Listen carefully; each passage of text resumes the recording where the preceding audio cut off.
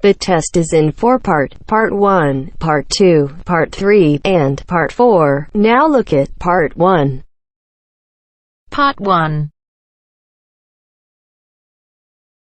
You will hear a telephone conversation about a car insurance claim.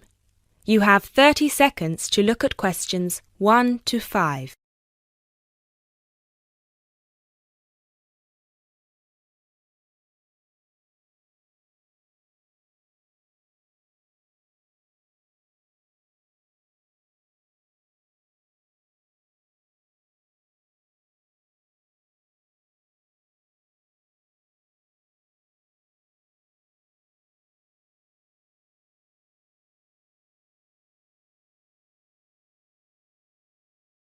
Good afternoon. Watto Insurance. This is Janet speaking.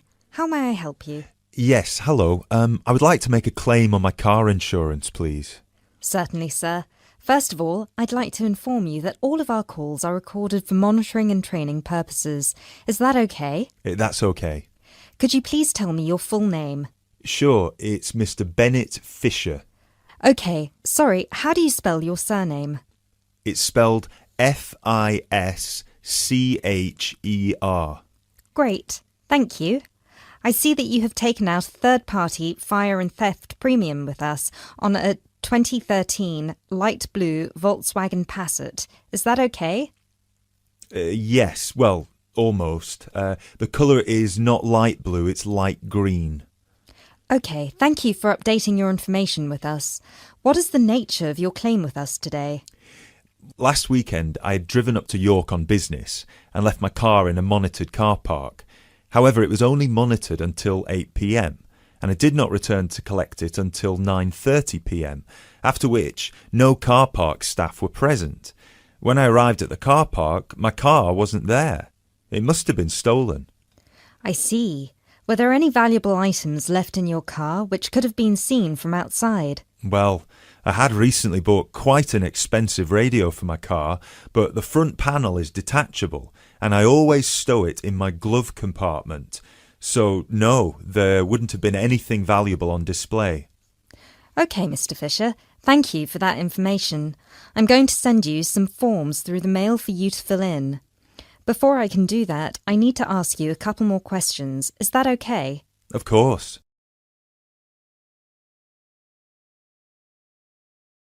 You now have 30 seconds to look at questions 6 to 10.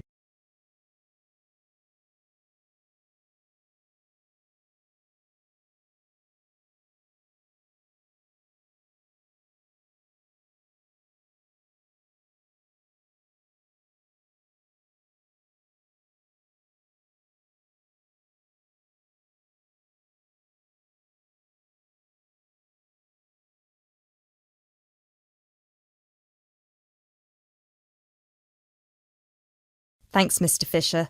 First of all, could you let me know your policy number, please? Of course. I have it right here. It's G34C245. G34C245. Thanks. And the type of claim? Shall we say stolen car? Yes, the car was definitely stolen. I reported it to the police immediately. I actually have the report number here if that's of any use. No, not right now. But keep hold of that as we will need to see a copy of the police report eventually. Which police station did you report the offence at? York Police Station.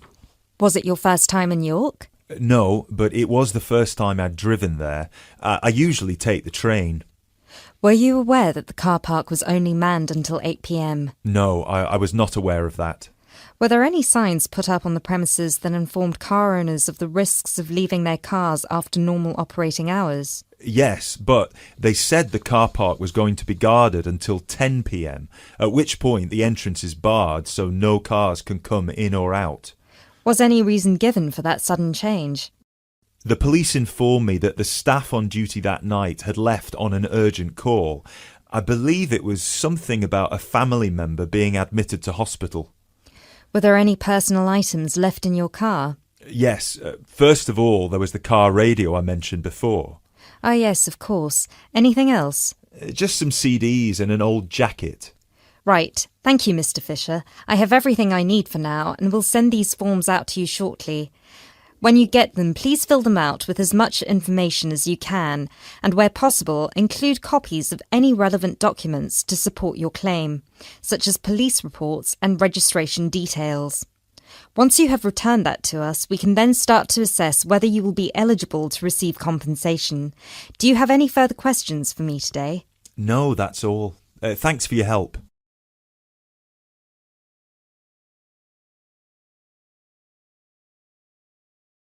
That is the end of part 1. You now have half a minute to check your answers.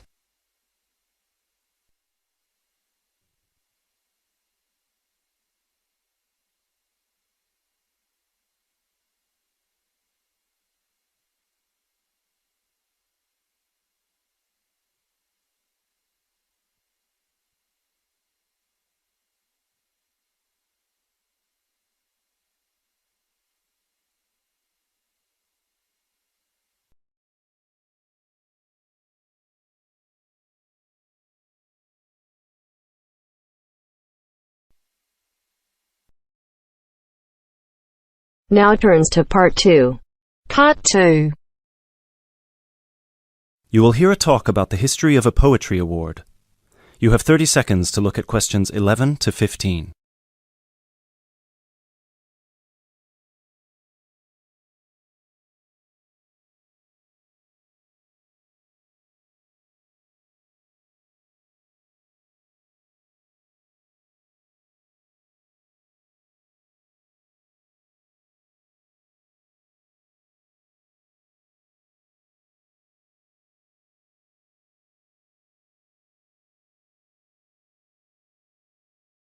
Hello everyone, and welcome to this year's award ceremony for the Antonia Watson Memorial Poetry Award.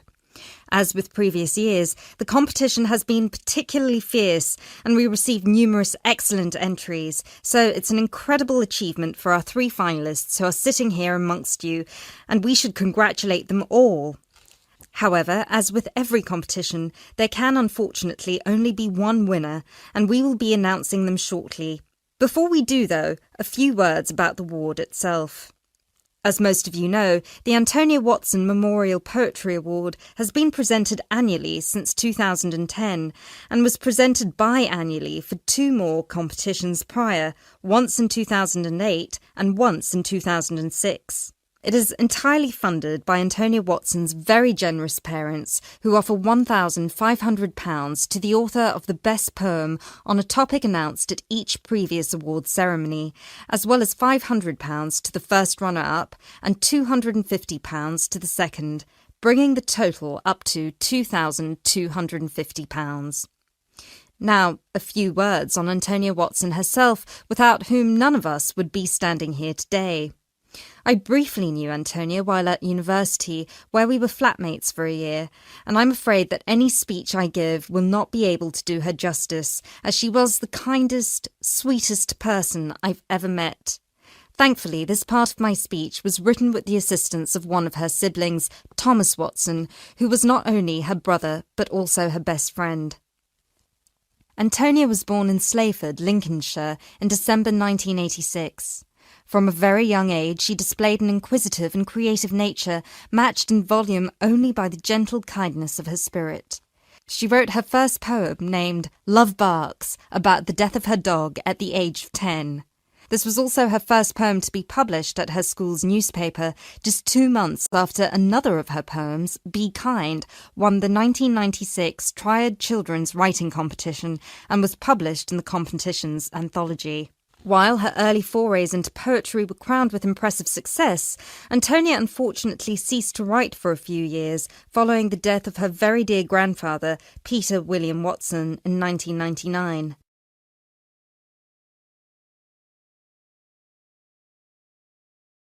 You now have 30 seconds to look at questions 16 to 20.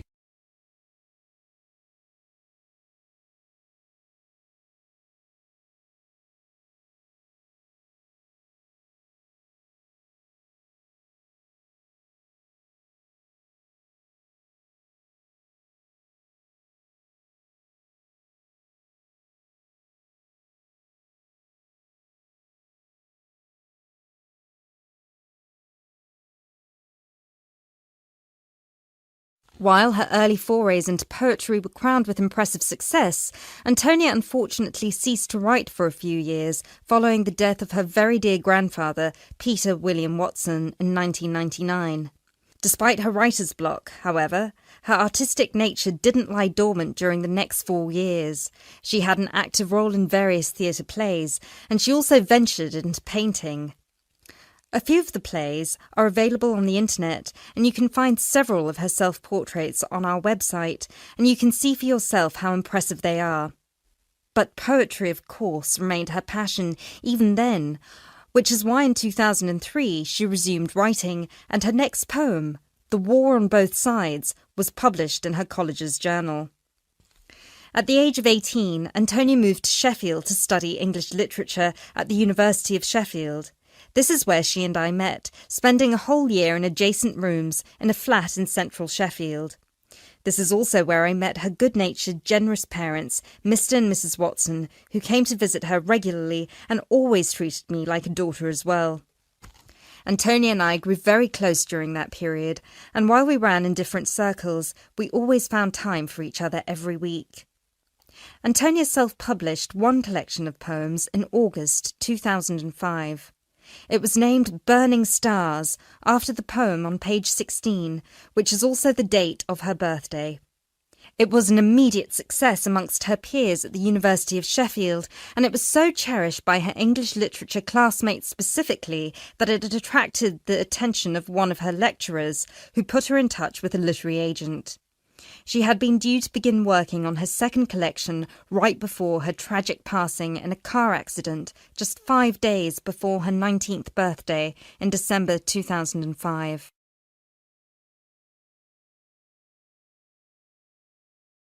Antonia was always interested in societal shifts and how they affect humanity as well as the environment, and this award was designed to reflect her faith that regardless of what we do, we are all inherently good.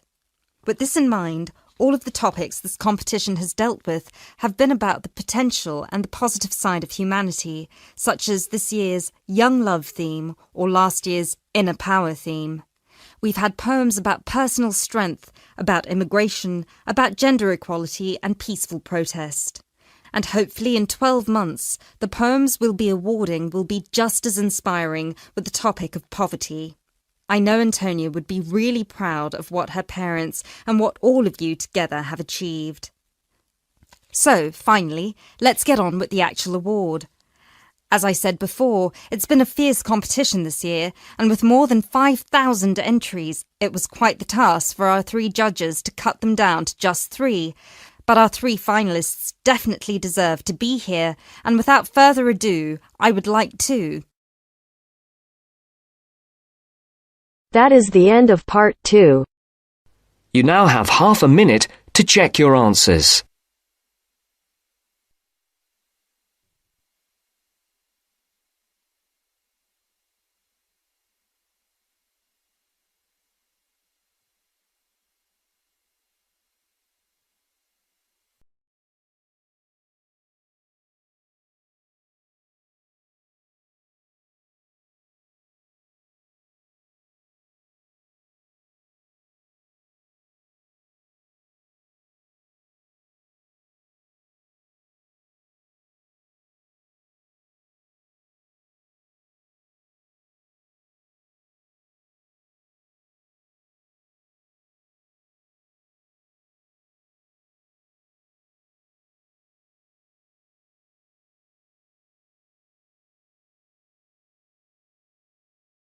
Now turns to part 3.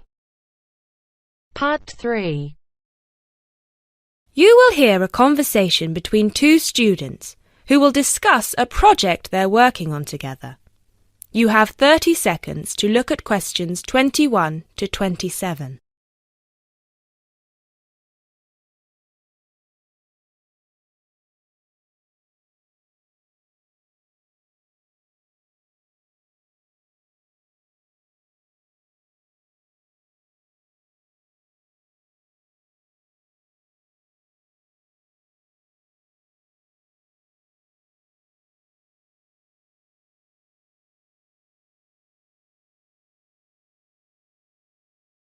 Hey, Jess. Glad you could make it. We've got a lot to discuss. Hi, Matt. Yes, sorry I'm a bit late. I did bring all my notes with me. Yes, me too. Where shall we start? Well, I think it would be a good idea to clarify our objectives just one more time. Yes, good idea. Okay, here we are. We need to record, photograph, and identify the plant species in 10 1-square-meter plots. Does it say anything about where these plots should be and how they should be laid out? Ah, here it is. It says that all the plots need to be no more than 10 meters apart. And how do we choose them? Ah, this is the fun part. I remember this. Here we are. Make a 1-meter square frame using bamboo sticks available from the department stores. Yes, we've already done that. I know, I'm just reading the whole section. Okay. One person stands roughly in the middle of the chosen area and throws the frame. The other person uses a tape to mark out the square where the frame landed and returns frame to thrower. The thrower then turns a few degrees on the spot and throws again.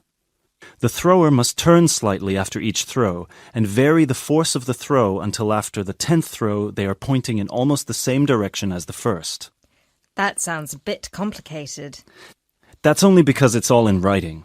It's just a simple throw, turn, throw, turn, throw, turn until we have 10 squares. And I guess you want to do the throwing. Well, if you don't mind. I'm sure you'll be more accurate at marking the squares.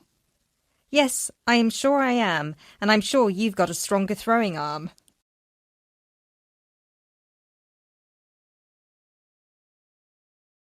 You now have 30 seconds to look at questions 28 to 30.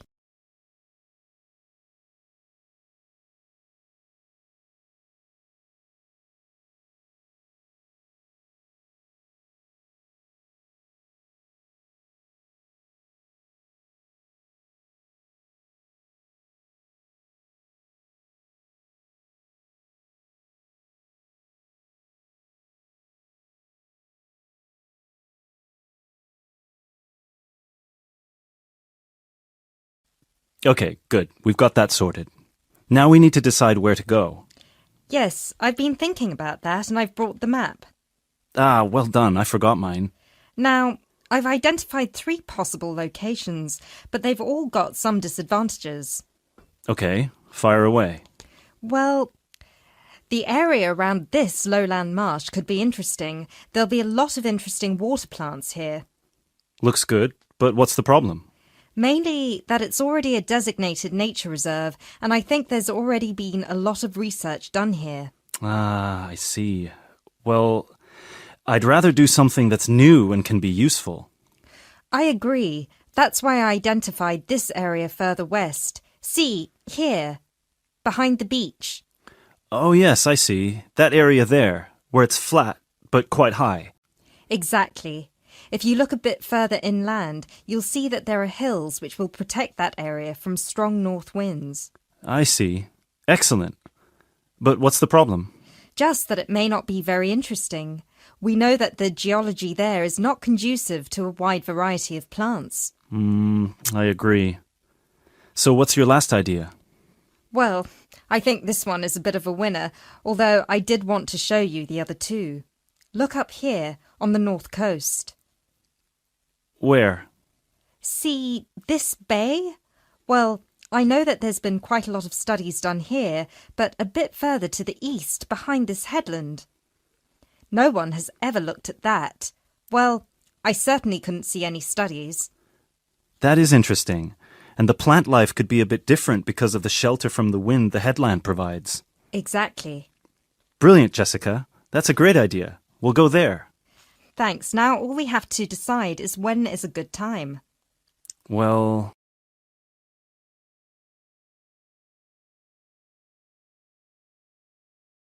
That is the end of part 3. You now have half a minute to check your answers.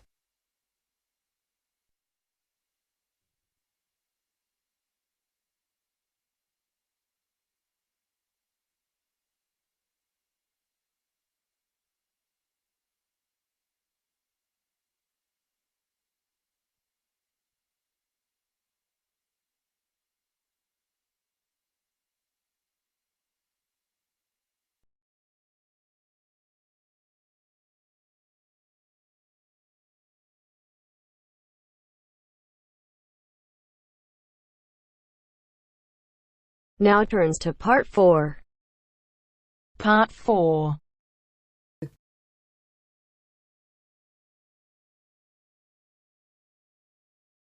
You'll hear a talk given by a foreign correspondent.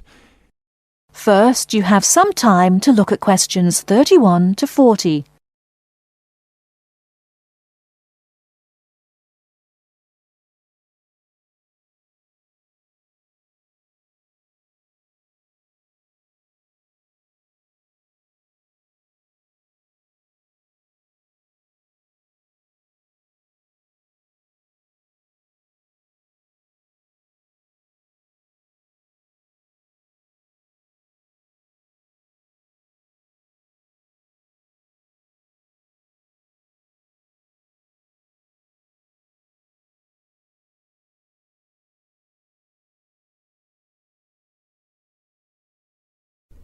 Now, listen carefully and answer questions 31 to 40.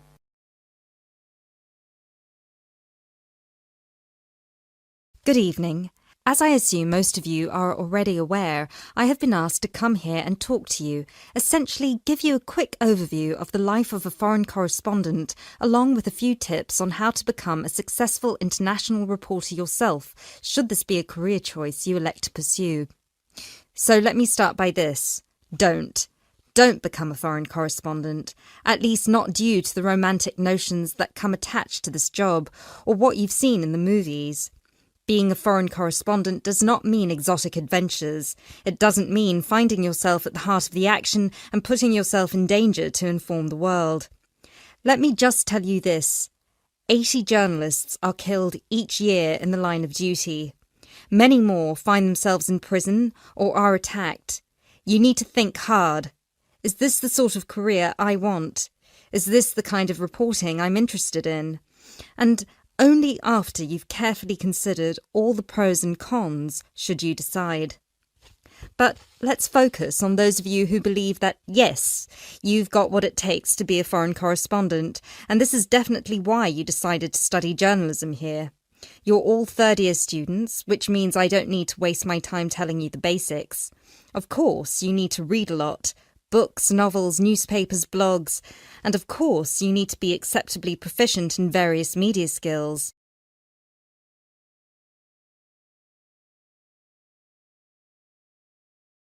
But what is it that's going to separate you from normal journalists and reporters?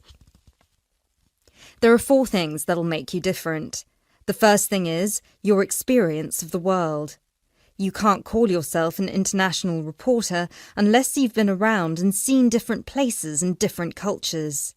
Seize every opportunity to visit other countries, meet people from around the world.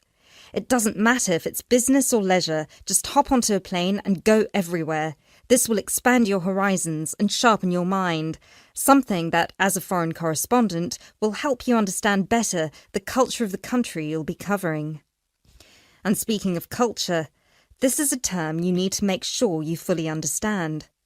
What's culture? What makes a country's culture? Explore the culture of the country you're interested in. The music, the literature, the religion. Are there any cultural practices or conflicts you need to be aware of? Are there any tensions within the country? Why? The most important element of culture, of course, is the language. Do yourself a favour, whether you're planning to become a foreign correspondent or not. Learn a foreign language. So many of us are culpable for just sticking to just English. And while English is a very important language in the world, it would be foolish to think it's the only one. Pick a language whose sound you enjoy, a language you find interesting. Trust me, your future CV will thank you for it. And finally, history. Don't expect to be given a job as a foreign correspondent if you don't know anything about your target country's history.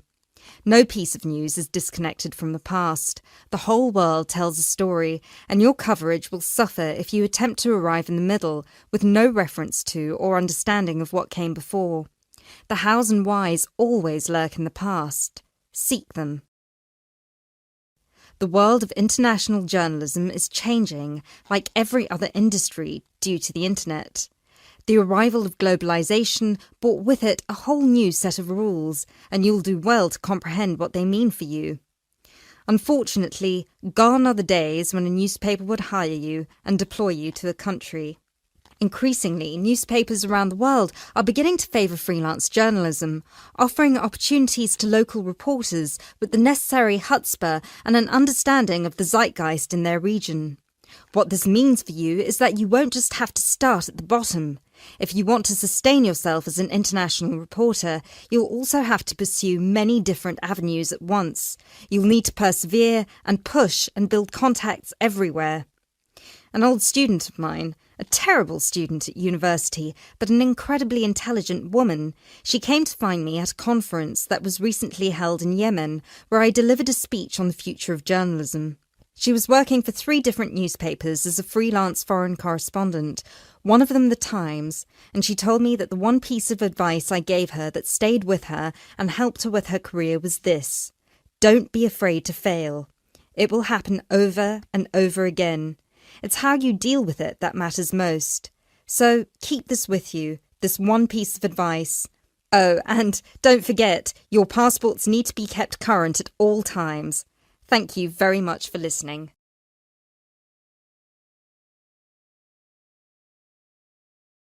That is the end of part 4. You now have half a minute to check your answers.